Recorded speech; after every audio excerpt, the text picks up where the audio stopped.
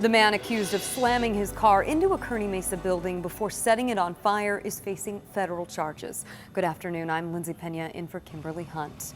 And we're also learning the alleged arsonist apparently fled to Mexico before police tracked him down. 10 News reporter Rena Nakano is live outside the courthouse.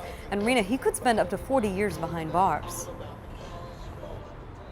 Yeah, that's a minimum of 10 years, maximum of 40 years. At his arraignment today, he sat kind of quietly, slouched down in his chair, arm on his face, just very, very relaxed. We're talking about Daniel McKinnon. Now, his defense team actually asked to stipulate, which means they will be held without bond. Now, when that judge asked him if he understood, Daniel McKinnon simply said, "Sure."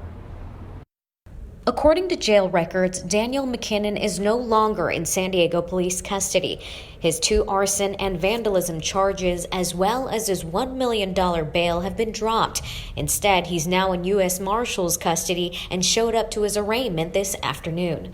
10 News obtained new federal court documents that show 36-year-old Daniel Hector McKinnon is now charged with malicious destruction of buildings by means of a fire. FBI agents say McKinnon drove a Prius into the Raytheon building in Kearney Mesa at 2:15 a.m. Wednesday.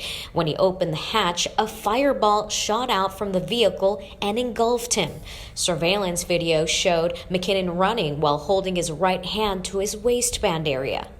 Investigators found 2 empty magazine cartridges, a melted gas container, a bottle with a strong odor of gas, and towels.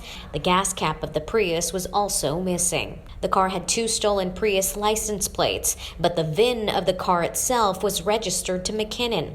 Investigators say after lighting the fire, he headed to Mexico, but something brought him back. 9 hours after the explosion at 11:30 a.m., McKinnon was seen re-entering the United States from Mexico at the Otay Mesa port of entry, driving a stolen Buick sedan.